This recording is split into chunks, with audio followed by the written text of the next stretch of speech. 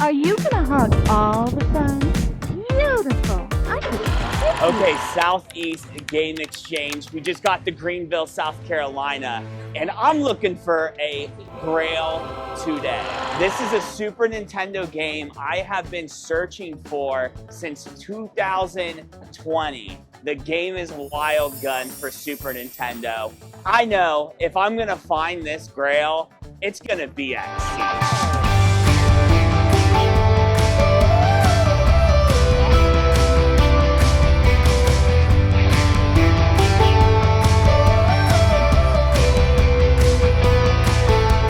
Tommy, you just found the first game of the day. What is that? Yeah, it's Double Switch. Came out on Sega CD and Sega Saturn, and it's got Corey Haim. So it's like one of those FMV games from like the 90s that's like real weird and glitchy. Who is Corey Haim? One of the Coreys. You have Corey Feldman and Corey Haim from the 80s. What's your favorite Corey Haim movie? Oh, The Lost Boys. Easily Lost Boys. Wow. What's crazy is that both Tommy and I were talking about our favorite like 80s Corey movies, and he was just talking about Corey Haim and how he wanted to also buy Sega Saturn games, and then he just found this. So he's buying it. He's buying it, folks. I'm on the hunt for Wild Guns for Super Nintendo. It's a game that I have wanted to get for years. I used to watch the old Pixel Game Squad NES Pursuit episodes when it was on Amazon Prime, and Ricky and Riff were always on a hunt for it. And you know what? The first booth we go to, I did find it. It's priced at $220, but I'll be honest, it's pretty cooked. Which is why it's probably priced so low. The label's falling off, and it's just, for a game like that, I want a pristine condition, something that I can showcase and display. So I'm gonna hold off, but it's cool. This is good. I found the first Wild Guns game. This is pretty sick, guys. It's an old Three Musketeers watch from the 90s, and it's the chocolate bar. You don't really see a lot of these like candy bar watches, especially vintage ones. It's got the classic like bright orange piece to it, and it comes with a box. So 14 bucks, not something I would wear, but it's one of my favorite chocolate bars. So comment below, what's your favorite candy bar?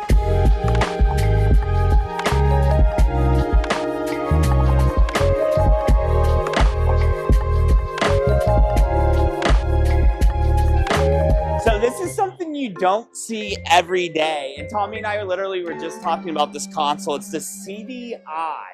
So the CDI, it looks like it's made by Philips, compact disc console from the 90s, I would say. Tommy, does that sound about right? And what I love is that they made a Zelda game for the CDI. It's called The Wand of Gamelon.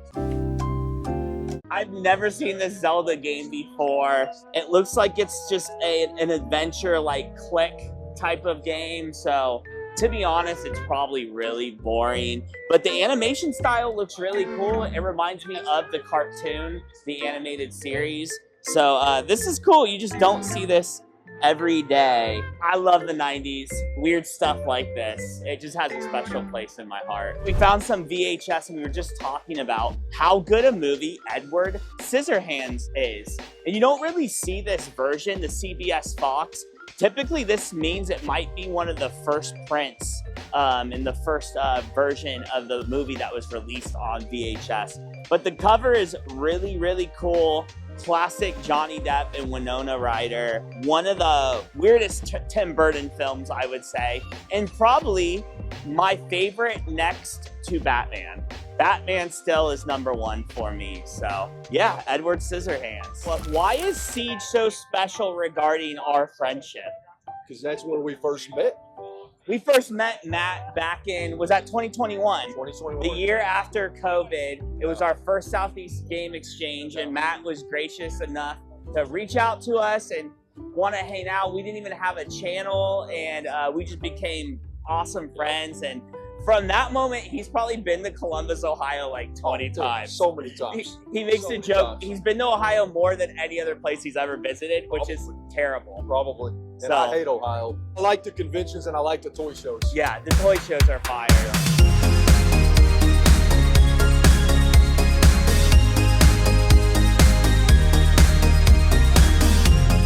So I just found one of the coolest Sega displays I've seen in a long time. Check this out, guys. It's an old Sega. It looks like something for Genesis, a display that was in like a Toys R Us. I've never seen this design before, but as you can see, Genesis games would go into here, and just a really unique piece. But I think I just spotted a game that I'm interested in.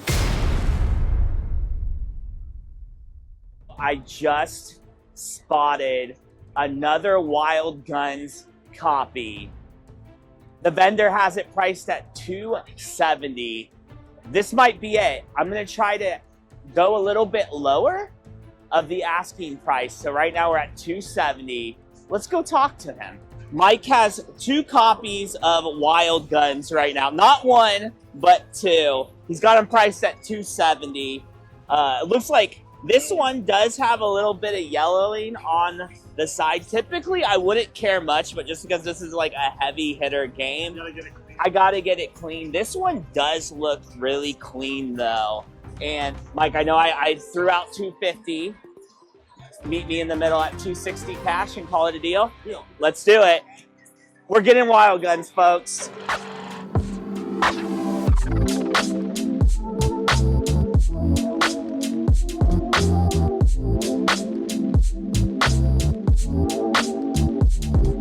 So Mike is letting us go back into his booth to film. So let's just do a quick little tour of all the cool stuff. I'm going right for the Dr. Mario Game Boy display. This is amazing. It's beautiful. It has like the texture shape of the Game Boy, and it has extra transparencies too that you can swap out. This is beautiful. I've never seen a display quite like this, but there's so much other cool stuff. You have the musical store display from Super Mario 3 for the Game Boy Advance. You got Super Mario Sunshine, GameCube. This is something I've been eyeing forever. It's the 1993 Super Mario Bros. Crew jacket. I've been to a lot of game conventions, folks. I've never seen this before. I'm into the vintage clothing. It's definitely a Grail item on my list one day. So of course you have graded games here. Mike always comes prepared. I mean, Go-Go Hyper Grind, 9.8, 8+, sealed. That's crazy. For the Sega fans, oh, don't touch it. So this is a 90s Sega Genesis store sign. It probably sat over on top of some sort of like kiosk, I'm assuming. It's a really beautiful piece though. So yeah, Mike's at all the conventions. So if you see him, he goes by Mighty Mike. Go shop with him. He's the homie, and he just hooked me up with Wild Guns for $260, which means, guys, I got the game I needed, but we still have 2 more days left at Siege. So let's keep hunting.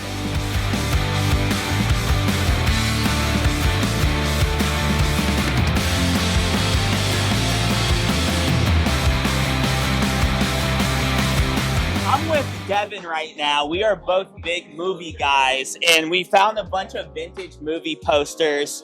One being Steven Spielberg's Back to the Future, which is my favorite Back to the Future out of the trilogy. Robert Zemeckis. Okay, There you go. so he's correcting me. Sorry. Robert Zemeckis is the director, There you go. but it was a Spielberg production is what I'm trying to say here. But Somebody would, that one person in the comments. leave a comment, control me, come at me, bro. I'm trying to help you out. Have you ever seen the third Back to the Future? I have. Where they're in the West. It's so bad. Yeah. Think it's bad? I think it's terrible. You know what? I don't even love the second one that much. Wow. Yeah. I like the first one, really. The first one's the best. What are you seeing You here? like that? That's one of my favorites. The vintage Crow poster.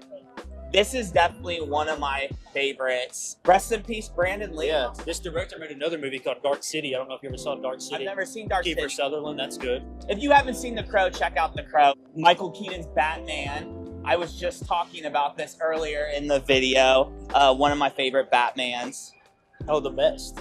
The best. The best. Who directed it? Tim Burton. Tim Burton. He got it. Ding, ding, ding.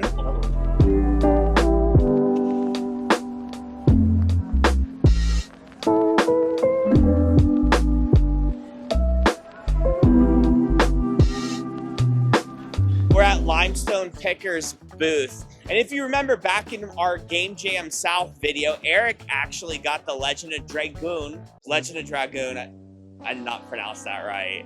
Legend of Dragoon pin. There's still some really cool pins. Some of the standouts, I love the Mario paint, the holographic one, and the Super Scope too. That is super cool. Oh, look at this one, the Pokemon Ruby and Sapphire promo. You have another Punch-Out Super Nintendo. There's just so many good ones. So I'm gonna take a look, actually. This might be fun to leave with a pin oddity. Tommy is buying a game from our brother Ty. Let's see what Tommy just picked up. I was able to pick up Super Godzilla for 15 bucks from our buddy Ty. Never actually played this game, but it's not super common. It's on Super Nintendo. It's a series that I like, so we'll give it a try, especially for 15 bucks.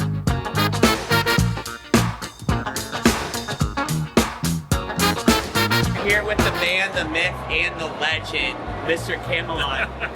Can I get a fit check with you? Yeah, bro? dude. Break down your outfit, bro. Yeah. No, I brought my NASCAR race car for the event, and I had all this great NASCAR merch and stuff, like PR gear that I could wear that has like my logos and stuff. And then I had this, and I was like, well, isn't it obvious? It's the fit of the century. Everyone's been waiting for this. So. Dude, I'm loving it. It's I'm getting a lot of good positive feedback from it, you know, which means the world's healing. Yes. Yeah. Right. Thank God for that. Well, we're happy you're here, man. Hell yeah, dude. I'm glad you're back. I want to see the race car. It's down there where all those screens are dropping. Okay, stay tuned. We're gonna work our way that way. Yeah. So Tommy actually bought some stuff off camera, so we're gonna see what he picked up. I'm gonna pass him the mic. Yeah, of course it was off camera. I was heading out to make a phone call and just saw this sitting there on the booth, and I couldn't pass it up.